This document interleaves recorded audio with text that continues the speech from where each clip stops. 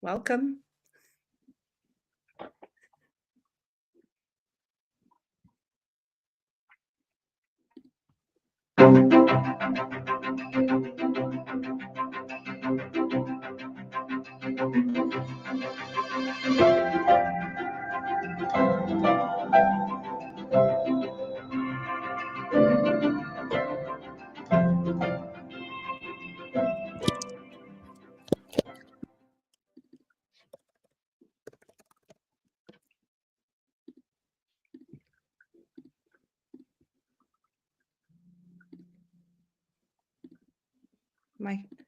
Am I kicking us all off now? All right. Hello, everybody. Hello. I hope you can hear me.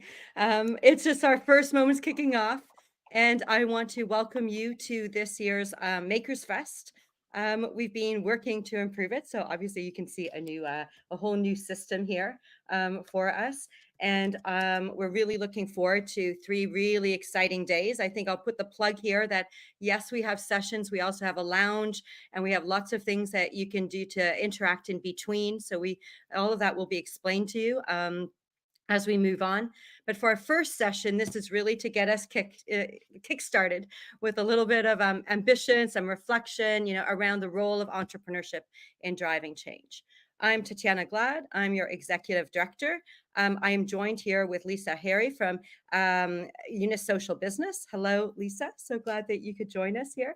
And I would like to just, get us started in a conversation. So Lisa and I will provoke some sort of reflection together. We thought we started a conversation in the last weeks, and we thought this would be a really good conversation to take right into this environment with our network.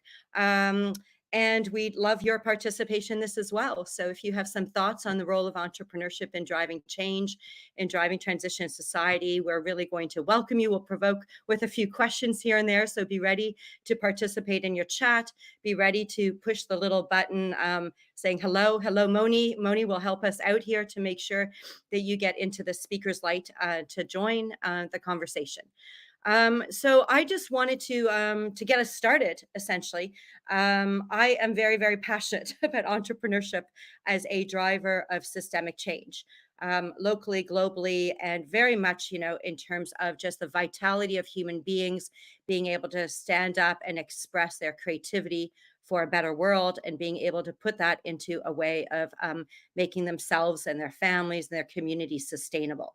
So for me, this is the root of all possibility in a crazy, beautiful world that we live in. And of course, entrepreneurship, right, and impact business comes in all sizes. But really, what we're really interested in is how that really builds a fairer and more just world. And so I've invited Lisa here because I've been a fan of Lisa's for a long time. I think we haven't had a lot of conversations. So this is a continual one in front of our network. But Lisa, both Lisa, I admire her work very much, but particularly also the work of Eunice Social Business, which is part of our family, as we all know. And we're looking at how we can collaborate even better. And sometimes I think Lisa and I started the conversation, maybe I was a bit provocative, saying it feels sometimes we're all in competition out there in our very own field that's about collaboration. How do we move beyond competition, and how do we start working together to really level the playing field up and create more opportunities for all of us? So I'm really honored, Lisa, you took this invitation and joined us this morning here you're in Germany. So thank you very much. And I just want to give you maybe a few words to introduce yourself a bit and why you're here. Then we'll get into the conversation. Thank you so much, Tatiana, for inviting me, and thanks to the entire Impact Hub team for inviting me and letting me in on this very special day. Actually, it is, I think, the first time in a while that I'm really nervous to be part of a conversation, and that is because I can be a part of your very internal event where you will strategize and where you will ideate about the future of what the Impact Hub is to all of you individually, but also as a collective. And it is rare that one from the outside gets invited to sort of be part of the inside, right? And sort of bring an impulse to that. So really grateful. As you said, Tatjana, my name is Lisa. I'm the executive director of Eunice Social Business Corporate Innovation. That will also be a little bit of my lens today. How do we look at entrepreneurship and maybe also intrapreneurship today, and how could we improve sort of the collaboration? For those who don't know, Eunice Social Business, we were founded by Nobel Peace Prize laureate Muhammad Yunus on the bigger vision of bringing social business closer to the corporate world eventually. We operate in two different fields. There's a Eunice Social Business Funds team, and then there is us, who really try to establish long-running collaborative initiatives with corporate on integrating social innovation more than just social business, because that is a very narrow definition, into the corporate context, really. We're a global network organization, just like the Impact Hub, just very, very small compared to the volume and the size of your work around the world. And we thrive in doing what we do, and I think that's where we connect really well. And we also have a bunch of connection points to the Impact Hub, Tatjana, from the past, and really happy to reconnect today. Oh, thank you so much, Lisa. I think we wanted to get started actually with the participants. We had a question for you that Amoni, who's supporting us, will put into the chat. And our question is, when you think of an enterprise that changed the world for the better, what comes to mind? It could be a small one, something in your own membership. It could be a large one, a brand we all know. But it would be really great to get, from your context, wherever you're sitting in the world, to hear from you. When you think of an enterprise that changed the world for the better, what comes to mind?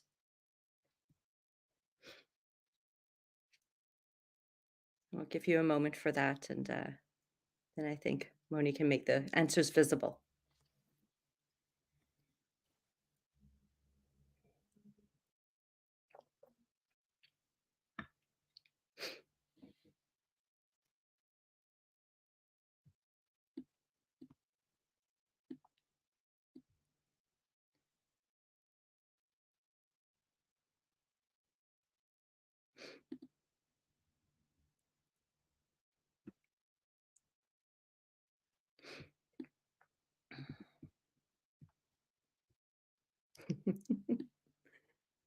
Yeah, Patagonia is usually first to mind.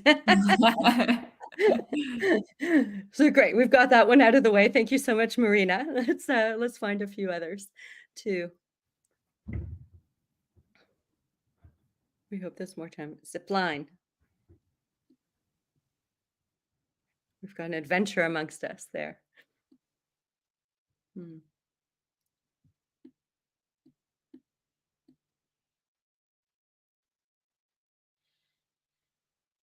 Locally sourced enterprise. Yes, yes.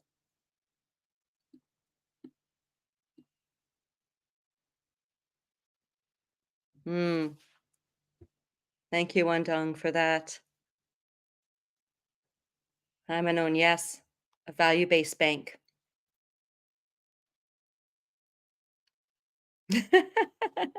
Thank you, Grace. Yes, I guess that's what makes Makers Fest possible, right? Getting on video calls. So maybe we'll encourage you to share, a few more here. Particularly, thank you very much, Luis. I know that changes your life, makes everything possible, right, to live on Zoom. Thank you very much. But I encourage you to share a few more, particularly those that are in your context, because this is an opportunity for us to learn from each other. What exists in other parts of the world that we might not know about, but that's making a difference in your own community. And I know Lisa and I both value the global conversation, but we particularly value being locally rooted. And I think this has been, part of the DNA of the Eunice work, right? And your work in the world, and particularly as you're working also with corporations, as you always look at, the connection to that innovator, and where they're sitting in the world and what their context is. But maybe we can share a little bit, like openly zoom out a little bit more. There's something that some of you have seen me with this model. I won't draw it now, that could be another session. But one of the things that I've often shared that's been kind of at the root of our story of Impact Hub has been this two loops model. Kind of sometimes we talk about, and I know we don't always love putting this in black and white, an old system and a new system. And I know Lisa will talk a little bit about that. but there's a system that is challenged, right? And it's going through its life cycle, and we see it crack and we see it break. And whether we're talking about the educational system, the food system, the economic system, we see these cracks, right? And in the background of that, we often see the seeds of the new, starting to build something new and starting to build right alternatives to that and building a new way forward. But it's not so clear black and white. There's a messy middle in between in this change, right? It's hard to say this is old, this is new, this is that, this is the past, this is the future. There's this sort of messy middle. But the messy middle is also the place in which a lot of creativity can come. And I think creativity is at the root of entrepreneurship. So for me, a lot about the role of entrepreneurship is not just about like inventing this is a new idea, but actually creating traction to make it happen and taking the risk to fail at times, right? And I'm really curious, Lisa, as we talk a bit, as I mirror this, a little bit, the old, the new, and this shift in a messy middle, how do you relate to that? How do you see the role of entrepreneurship in making change? Um, I actually love the model, Tatiana, and you introduced me to it first because it solves a little bit of a conflict in my head, which is I really dislike the old versus the new narrative, right? And I dislike it. I disagree with it fundamentally because it makes us pick a side. It makes collaboration impossible. And also not to forget the so-called old economy is where a really high amount of our current resources in the world lie. This is where a lot of potential lies with those resources. So we shouldn't just tell the old economy to bugger off and kind of recreate themselves. I think that this great model demonstrates that old doesn't necessarily equal bad, but it can also hold some very, very positive mindsets to it. And for example, it says stewardship, right? And I love that phrasing of stewardship because it symbolizes planning, or even like fail-safe planning, including providing structures and stability. It includes scenario planning. It includes providing necessary resources. This is what corporates are really great at, and what the entrepreneurship ecosystem often fails at, right? There are no resources. There's a large scarcity of resources, specifically also in the social entrepreneurship sector. So it also means to be graceful at the use of power, to manage conflict well. So this sort of stewardship idea I like much better than the old economy idea. And then this transition going from naming what is the actual problem or the root cause of it to connecting with the problem, and then bringing about the transition, but going further than just transition, which currently is that's what happens, right? That's what we discuss, what we see in the news. It's all about transition, but this model goes further. It goes into illuminating, into really ascending onto the right side of the game, onto involving clarity, bringing new innovation, nourishing new ideas. I think that is where it ends, right? It's on the nourishing. So I'm just so fond of this model because it shifts the narrative so well. It lets us think about collaboration again. It doesn't bring up too much of a conflict. Even I don't want to deny that there is a conflict, obviously, and the so-called old economy is part of the problem, but it can also be part of the solution. And this is our key mission as social business. You also hint to something that will come later in our Makers Fest. We're going to have a session on ecosystem building. So it's something that we've noticed over, sort of our life of hosting communities, is that they have evolved from hosting just communities of entrepreneurs in our hubs to actually engaging diverse stakeholders around issue-based systems. And one of the key steps, so I'll give a preview of that. I think it's day 3. So, all of you should join that session hosted by Angie and Tom. When we look at our ecosystem building, one of the things we've learned is it's not just about making the transition, but embodying that or nourishing it or somehow mainstreaming that, right? So until you take a new change and you actually embody it, or you make it the next, I guess, make it the mainstream way of going about, that change might be just, a nice idea, or it might just be floating, or it might be just a few people kicking it around and still being outsiders. And I think that that's a really important, point that you make of the beyond the transition, we're so focused on. Still, we need to make a transition so many things. How do we actually, build something to last, right, and Yeah. continue? But also, we have so many stakeholders to engage, right? And one of the things that I think we found interesting in such a diverse network in different places is we have a very alive debate, and I'll say we've had this since our inception, so almost 20 years now, a debate about, corporates are good or bad, or public sector is good or bad. And, we all have such diverse examples, around that. And again, to move beyond the dichotomy and look at, I'd be very curious what you've learned about working with diverse stakeholders and how to bring the best of them, particularly since you work with corporates. And I think that's always, something that's up for debate about whether they're part of the change or not, and what you're seeing shift over time. I personally believe that they are part of the shift. I see that it's happening. Maybe sometimes really not the Patagonias of this world, right? But those corporates that we maybe don't even trust to actually wanting the change. What we tend to forget is that we look at the large brand and this massive organization. We don't look into the organizations. We don't look at the people who work for the organizations. We might see there sometimes maybe really, really badly organized sea level, but there's these little sparks coming up more and more. There's social entrepreneurs who much alike entrepreneurs really, really take a leap of faith in bringing about change into a massive system around them. They are surrounded by 300, 400,000 colleagues, and they're trying to set that first positive example of how we can run our business differently by establishing new initiatives, for example. Many of those entrepreneurs, though, are really, really lonely on their journeys. I've run a bunch of programs specifically for corporate entrepreneurs, trying to help them accelerate their business models, trying to help them accelerate the initiatives internally. And what keeps occurring is that sense of loneliness and a lack of belonging. And I think that is where entrepreneurs are actually in favor, right? Because there's lots of established initiatives and structures out there, like the Impact Hub team running many of them, helping them to feel that sense of connection and belonging, which is a big part of being successful in this transition.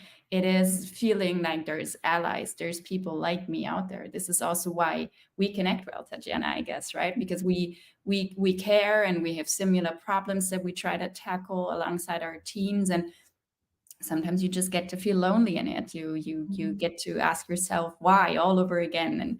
And this is a specific issue for corporate entrepreneurs. But I truly believe that they can set those positive examples. There are massive positive examples actually with big leverage and large impact as well. The problem is that it is a very, very slow transition. And that I think as humans, we're very impatient naturally, and we don't like to wait things out. So I think there's not only one way forward. It's not entrepreneurship will solve everything. It's not corporates will solve everything. It's sort of a combination, and ideally even a collaboration of those two worlds that will bring about the change we need. What I'm absolutely sure about is that the economy plays a bigger role than some other sectors, maybe even policy, in bringing about change. So yeah, I believe really the magic lies in this collaboration and in this shift towards a more inclusive, co-creative economy, Mm. long-term thinking beyond the transition. What comes next? What is this? What is this new chapter, this new world we all envision? You remind me of a question a colleague asked me about a week or so ago. And it's interesting because sometimes we just assume we're all talking about the same thing when we talk about entrepreneurship. And he asked, he's like, well, what's your definition of entrepreneurship? Right? What do you see? And it took me back to when I was a student and studied entrepreneurship. There was this amazing professor.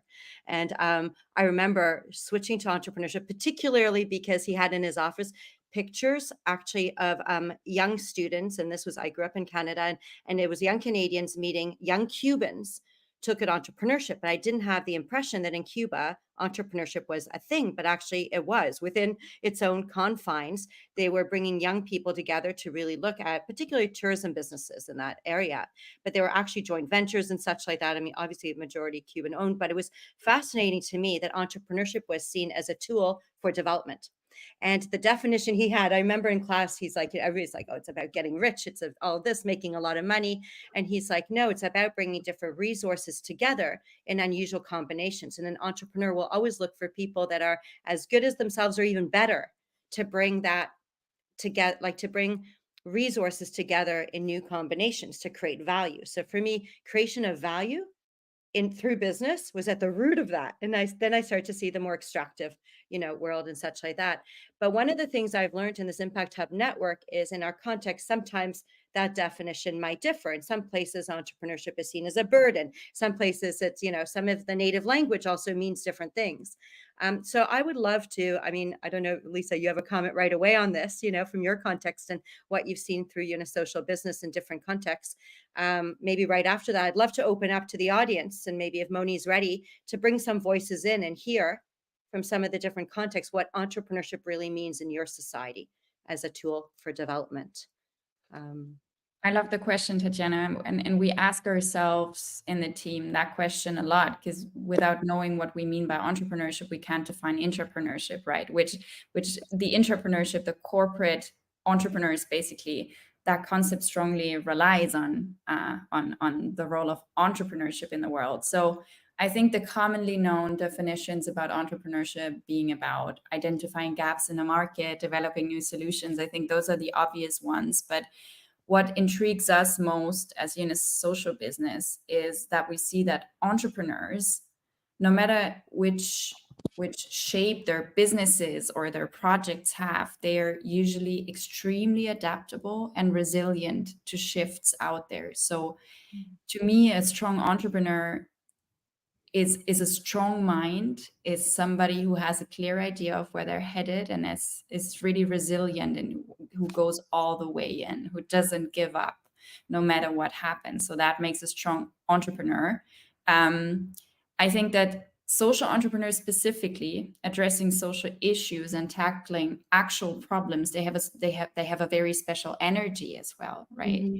They are about empowerment.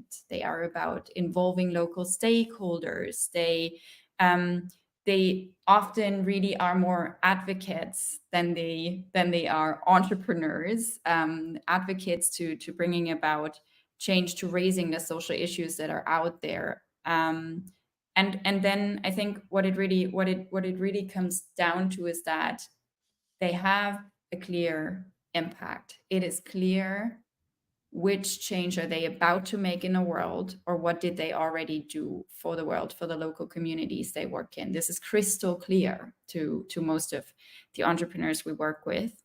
And the last thing that I want to mention, which is usually a difference, unfortunately, is that entrepreneurs often don't think in competition. They think in collaboration. They know that them alone can't make the change they want to bring to the world happen. So they think in systems automatically. They think in collectives. They even shape their organizations as networks instead of trying to, I don't know, employ everyone full time and then expanding and then thinking about all the other competitors and how can we grow in a similar direction. So that, I think, that sense of collaboration, the sense of advocacy, the sense of impact and addressing actual problems in the world, that is something that we have learned to listen to very closely and learn from and try to bring to the corporate entrepreneurs we work with. It's interesting how you build that bridge. Let's see, Moni, are there some people ready to join us in this conversation on this?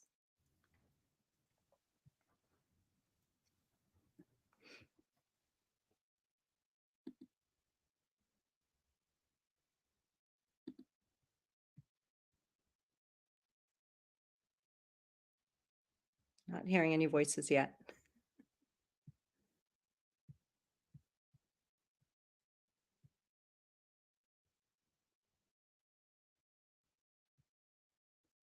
obviously a hot topic.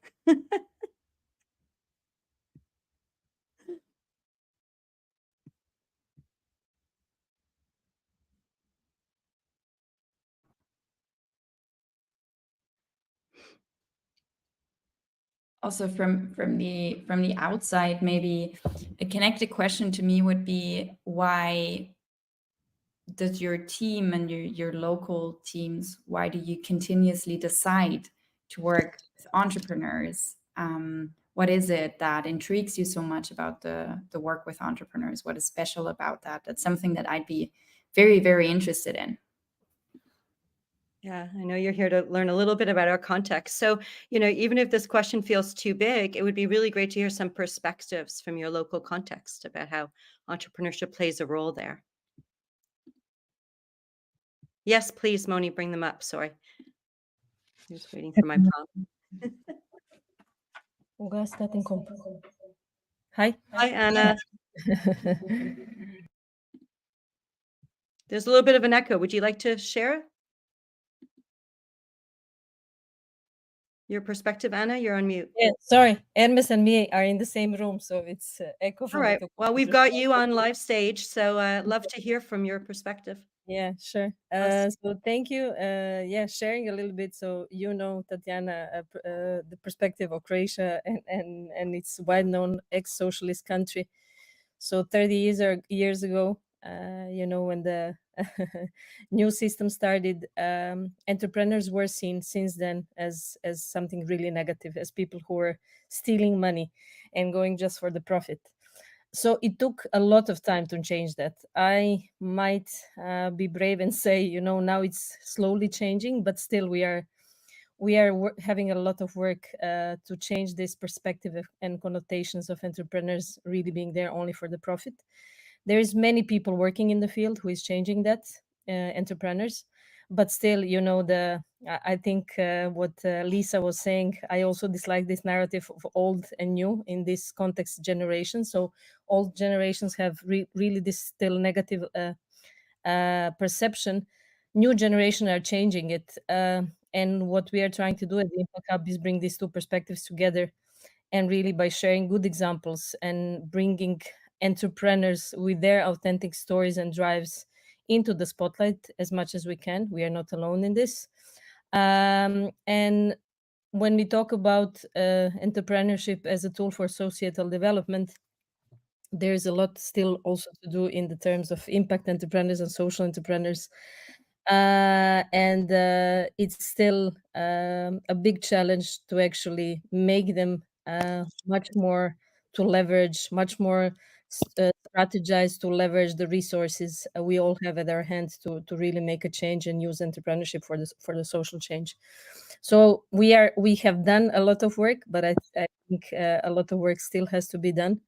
And each program really that we run, each consultancy that we run, everything we run, we really try to have this mission of changing this perspective by bringing really concrete examples and bringing authentic change makers forward to speak for themselves, and showcase how really the entrepreneurship can be a tool for societal development. And I might say that many of them who are entrepreneurs and doing really great things through business are not aware of the great mission they have to change this perspective, and they work under the radar. And I'm not talking about only micro entrepreneurs, it's also bigger companies that are still out there to be leveraged more in the sense of changing the perspective.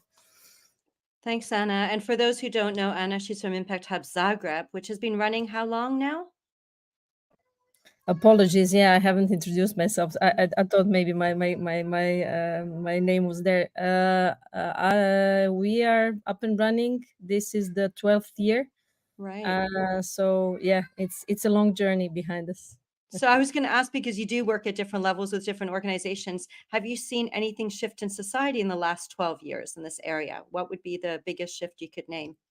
I'm not saying it's all because of you, but I think you've been busy building that ecosystem from scratch there. Tatiana, it's super, super interesting, the question, because indeed, even though it's relatively, I mean, it's long time, but it's also short time, many, many things changed. And I have to really proudly say that big part of our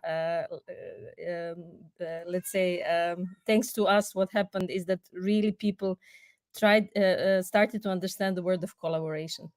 Really, like we really work hard in redefining what working with with each other means. And once you see that after, for example, the pandemic, when we were online for such a long time,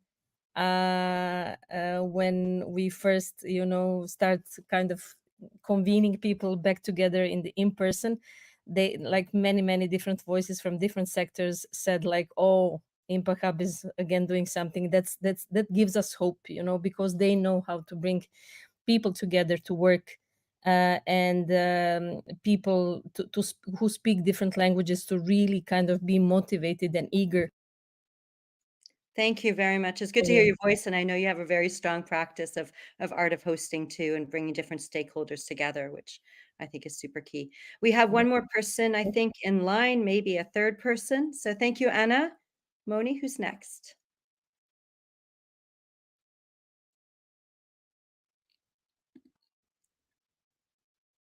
Hi, Solape from Lagos. Thank you very much for joining us this morning. Hi, Tatiana. Always great to see you. And hello, Lisa. UNOS is one of my favorite organizations. So great to have you here with us today. As Tatiana introduced, I'm Shalakwe Hammond from Impact Hub Lagos. We've been part of the network for 7 years. I'm one of the co-founders, and there are quite a few of us out here. So shout out to all of Lagos and Africa. So for me, what I love is the power of entrepreneurship to change the very environment that we live in. And I see that happening so much in Africa. So we change the way people even frame problems, right? To get things successful and people start to look at things in a different way. We change the way people look at even their own internal organizations. So we have a company called Andela, which I put as one of my social impacts that I love. And they kind of changed the way people started looking at talent in Africa, and basically just democratizing the access to opportunity. And that's leading to a burgeoning talent development industry, which we're hoping will, at least echo what happened with India in the 90s, with regards to really building tech talent and then building the competencies here to support the industries that are trying to solve problems.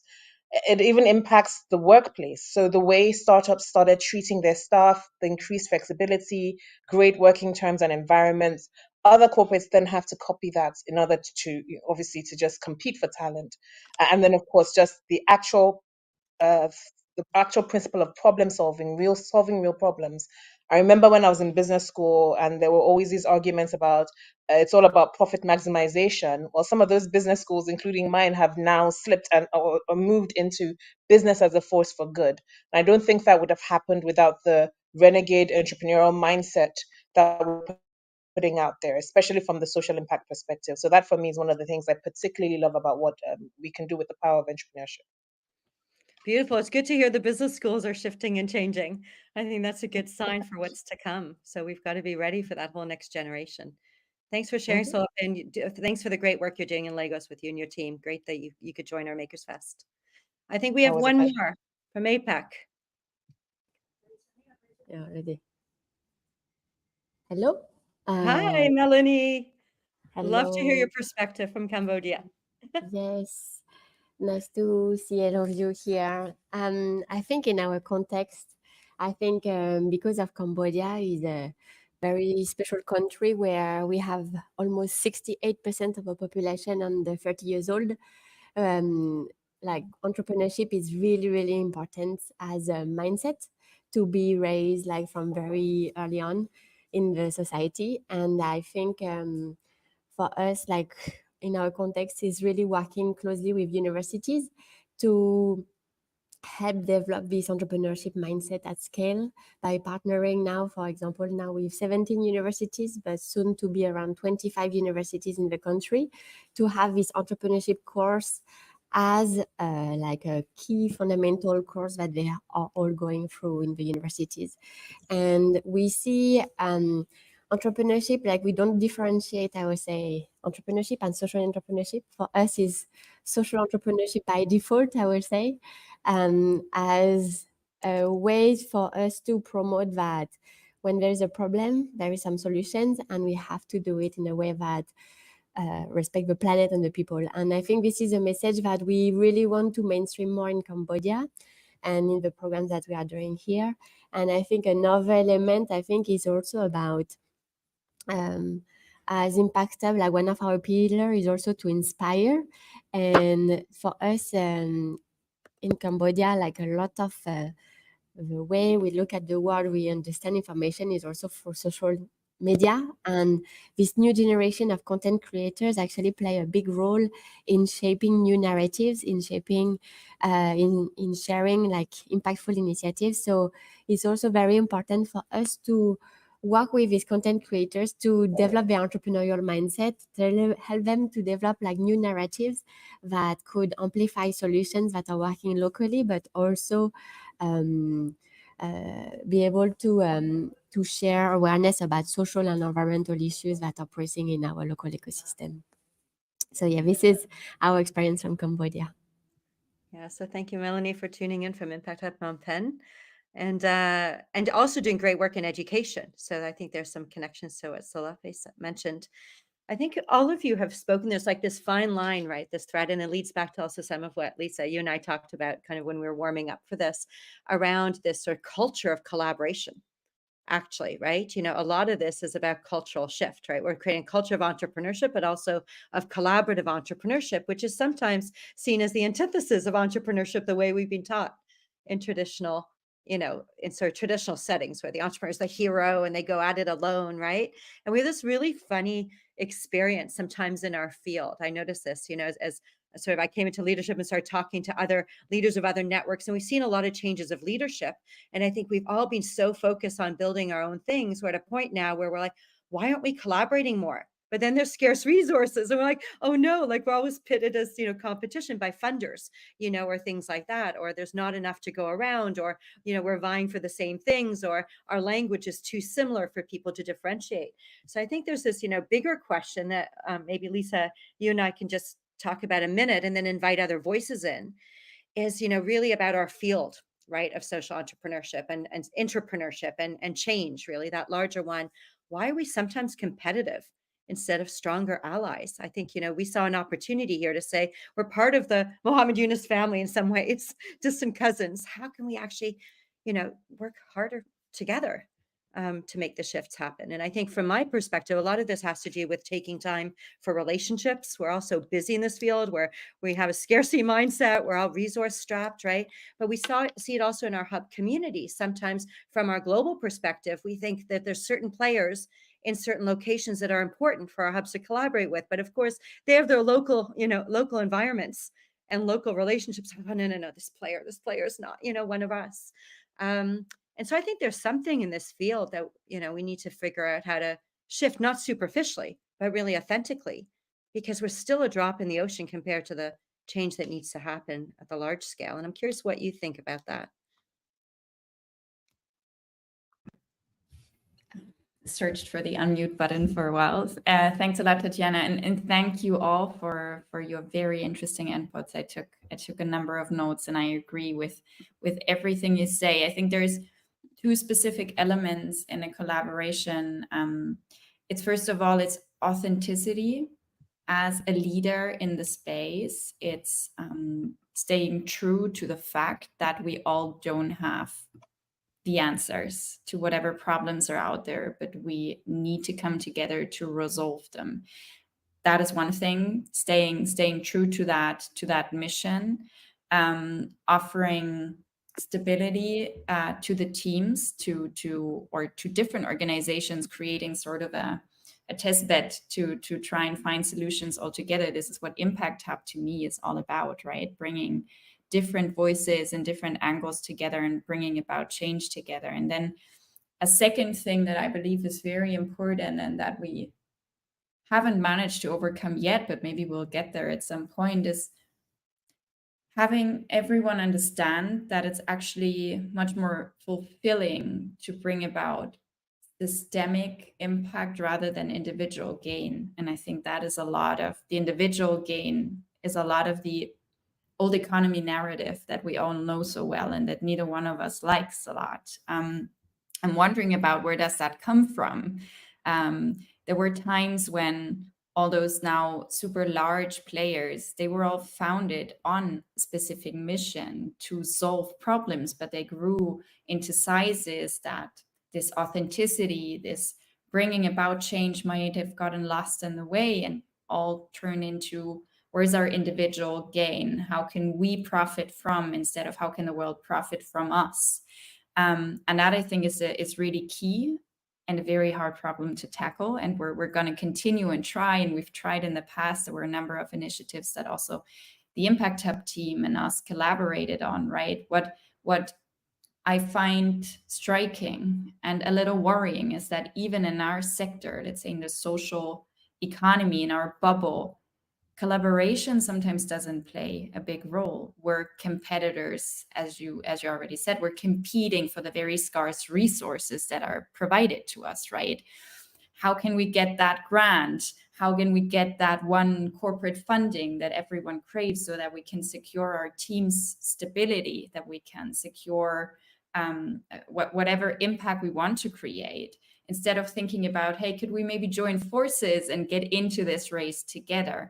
And I think the main factor here is really scarcity of resources, and that is where we all of us entrepreneurs in the social economy are very alike. And it's unfortunate, and I'm wondering how to solve that. So maybe that could also be a question to the team in the room. How do you think we could work on this specific problem? Are we even can we even work on this? Yeah, how do we make that shift maybe from the short-term competition? Maybe it has to do with timing, and look at how do we shift the conditions of the game? How do we shift the rules of the game, right, to be more favorable to to our collaboration? But yeah, let's put this to folks in the audience. Why in our field of social are we sometimes competitive and so on? But really, how can we strengthen our ecosystem? Love to hear about also your local context there, or how you see that play out within your regions, perhaps. Emma. Oh, so wonderful you're joining us from New Zealand. What do you think? Oh, kia ora. Good evening from Aotearoa, New Zealand. So I'm Emma. I find this conversation so fascinating, and it's also something that we've talked a lot about here lately, this kind of push and pull and the tension between people say they want to collaborate, but they don't really know what it means, and perhaps don't have the skill set to it. I think I just wanted to pick up on, I've also just really observed what you were saying, Tatiana, that we've been taught that this idea of the entrepreneur is like the hero that goes at it alone and, can do everything and really carry more than they can bear. And I see that here locally as well, but I'm always really keen to bring, as a Pākehā, as a tau iwi, as someone who is not from Aotearoa, New Zealand, I want to bring an observation of, the Indigenous population here, the Maori, and I think what is true for a lot of Indigenous populations around the world is that, when we talk about, and I think, Lisa, you mentioned sort of the old economy, I think if we go just a little bit back further, I mean, New Zealand's a very young country, but what happened here before colonization is, exactly what we aspire to. Collaboration was the norm. The kind of triple bottom line was the norm. The people, planet, and purpose, and profit was the norm. People are still, the mindset of the Indigenous peoples here and around the world are inherently entrepreneurial and innovative and collaborative. So I think that it's really interesting in a country so young as New Zealand that we don't have to go very far back to see really good examples of ecosystems that have worked really well, of societies that have worked really well. And we have so much to learn from the practice of tikanga and, the kind of, I guess, processes and fair decisions that are so embedded in Indigenous practices in business and in life. I think I'm always really keen to, bring that lens to the global stage and just remind us that these old ideas aren't perhaps so old after all, like we were, people have been doing circularity and people, have been caring for generations in the past and generations to come here in a Maori business, the norm is to plan not just a sort of 5-year strategy. They look 5 generations to the past and 5 generations to the future. So, you know, it can be done. It's just, and the mindset is there, it exists. And I think that we personally, like as kind of Pakeha, like non-Indigenous peoples, have a lot to learn. Thank you, Emma, for bringing that voice in. You remind me of a learning journey I did once with some European real estate people looking for innovation. And I took them to Indigenous territory in Canada because there was some really innovative business models there. And one of them was that, you know, you can't own the land. It was like a 99-year lease. And they figured after 3 generations, you've paid it off. That's enough. It needs to have the right to go back to the land. And everything was made biodegradable in this whole unit. And it was really a beautiful model, right? That you could say it's circular and it's with nature and such, but it really came from remembering, you know, ancient wisdom. And like you said, it might not be that far away if we're rooted in our local communities. Lisa, our network committed, we had a DEI motion. We committed that our teams are representative of the communities we're in. And this is something we're checking, we're mapping, and Moni, who's supporting us, has been very, you know, instrumental in working with Impact Hubs Consulting to do that mapping. And the idea is that, you know, if we're representing our communities, which I think we largely do, that we're able to bring these voices in, you know, of more, yeah, I guess it's remembering ways that maybe it used to be before industry took over. And it's large S. Let's see, is there another voice, maybe another perspective on this? Okay. Elite, welcome. Hi, Tina, and hi, Lisa. How are you guys doing? Good. Great. Just let us know where you're calling in from so everybody knows you. Yeah. Can you see me? We can't see you. We can see your DK, but we hear you fine. Okay, great. Okay. Oh, now we see you. Perfect. Thank you. Which Thanks for Impact Hub the are you very calling in deep from? insights. Yeah, Impact Hub. And yeah, thanks for the deep insights. And I just wanted to let you know that we are the first and the only Impact Hub in India. And coming to this particular question about Oh, did we just lose them?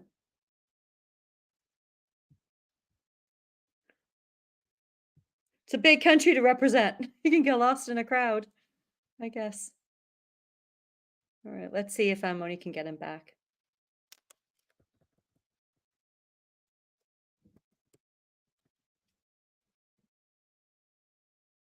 No, we'll just wait a minute.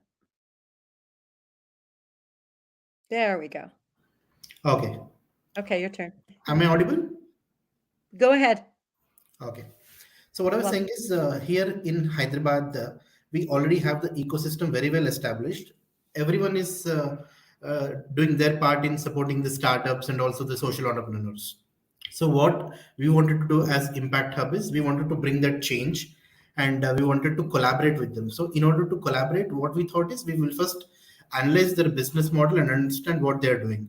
And then over the last 1.5 years of Impact Hub journey, we have known their entire business model and thought how we could collaborate. So we have fine-tuned our business model, and our business model is very simple. It is of 3 C's: collaborate, cooperate, and co-create. This is our motto to go. And with this, we see a very bigger impact by collaborating with some of the local ecosystem partners. And that is how we are being a complementing factor rather than a competing factor for them.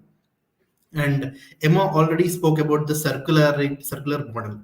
So here also everybody is speaking about the circular economy and sustainable change, but there are no real-time use cases. So from the network of Impact Hub, using some of our European hubs use cases, we have brought those use cases to the Indian ecosystem and showcased them.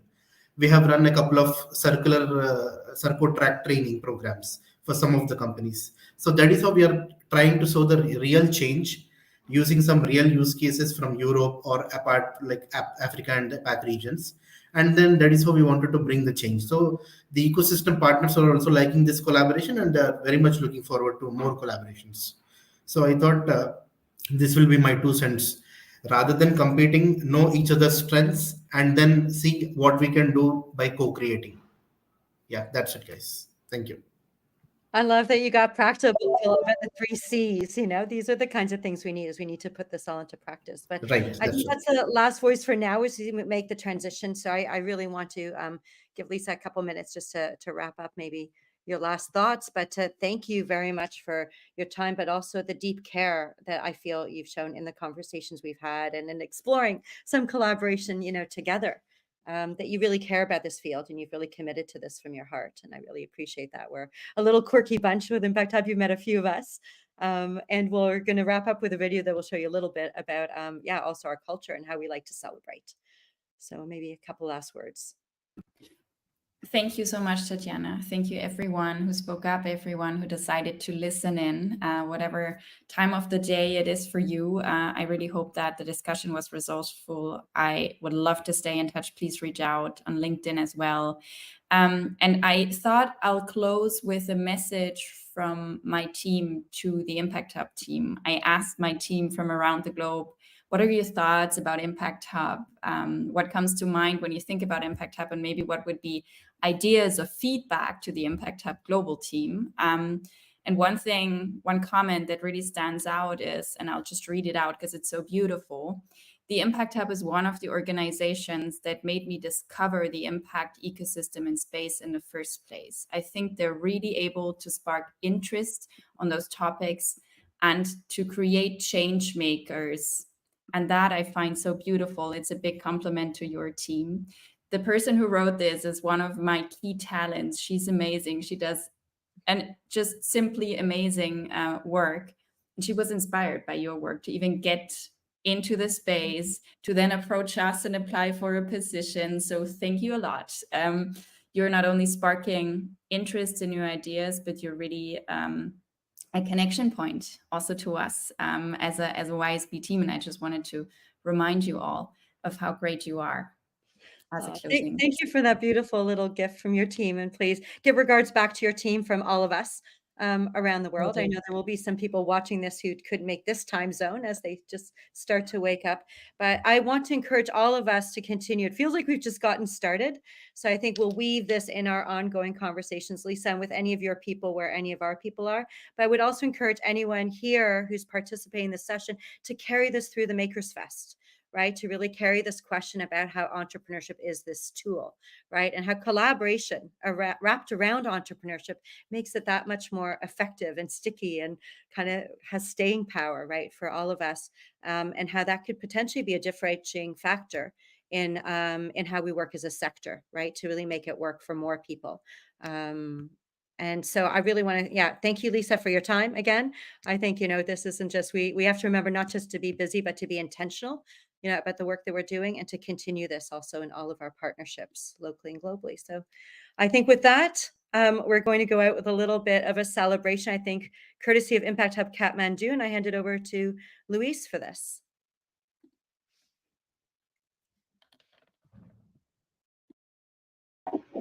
Hey everyone, thanks Lisa, thanks Tatiana for the opening ceremony of the Makers Festival. Super nice to see everyone here and to celebrate the starting of this Makers Festival, which is going to be taking place today, tomorrow, and the day after. We are going to have a special performance now. So Moni, you can bring Tatiana and Lisa out of the stage.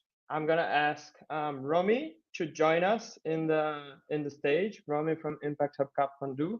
So if you can raise your hand so Moni can find you. And let me share my screen because I want to show you something. Just a second. Hi, Lewis. Hi, everyone. Hey. So everyone, Kathmandu is going to be, I'm just changing again so we can have audio on the sharing. Kathmandu is going to be hosting our Asia Pacific gathering this year in a couple of days. And therefore, we wanted to bring them to the stage to share a little bit with us about their culture. So everyone can participate somehow in this performance. So here we have Romy, who is going to be telling us a little bit of what we're going to see in the performance. And after that, I'm going to share the performance. So Yes, Romy, hi everyone. Yeah, thank you so much, Lewis. So hi everyone. So we have a very short opening ceremony which is prepared by our team. So actually, we will be dancing a cultural dance. So we have made two different songs. One is from the very classical song, which means like from the east to west, all the Nepalese who have there are 142 people, ethnic groups, and all of us are living in harmony. And another one is one of the most viral and the most trending song right now in Nepal, which has also got 50 million views. And our team have really kept their inputs and have practiced for weeks to just to make you look what a Nepalese diversity is. And so before moving on, I would really like to thank my team members, namely Rashi, Rachana, Rohan, Denzing, Kamaldai, Bini, Shashank, and Melna, because these eight people have really put their heart and soul to make this performance a great one. So please enjoy. Thank you so Yes. much. Thank you so much, Romy. So here's just a little picture of what we're going to see. And here we go to the video. Hello and namaste from the Himalayas. We are from Impact of Kathmandu.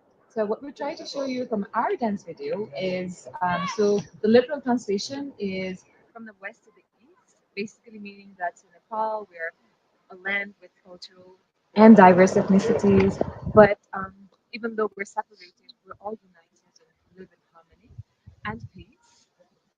Hence, the song is called Pashchim Purvakhar, which can definitely translate to east and west. We all are staying in the same ground, even at the same compound with many diverse ethnicities. So our dance also shows the different ethnicities couple dancing. And besides this song, we have another song as well, which is called Ruku Maikuta, which is a very trending, popular, and melodious Nepali song these days. We hope you enjoy it and yes, can't wait to see you soon. Bye. Bye.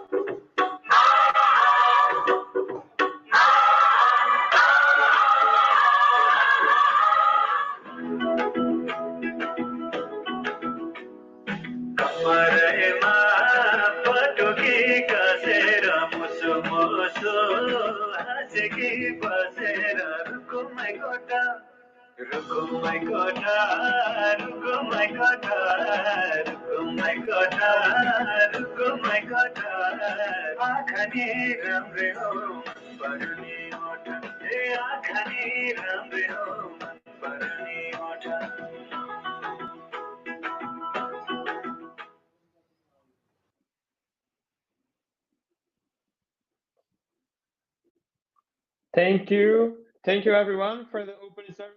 Welcome to the Makers Festival. See you in the next sessions. Right now, we have another session starting. Go to the next link. We're going to talk about the celebration of heritage, our history as told by our network founders. And welcome, everyone. Thank you so much, Impact Hub Kathmandu team. It was amazing to see you. Have a great next session, everyone.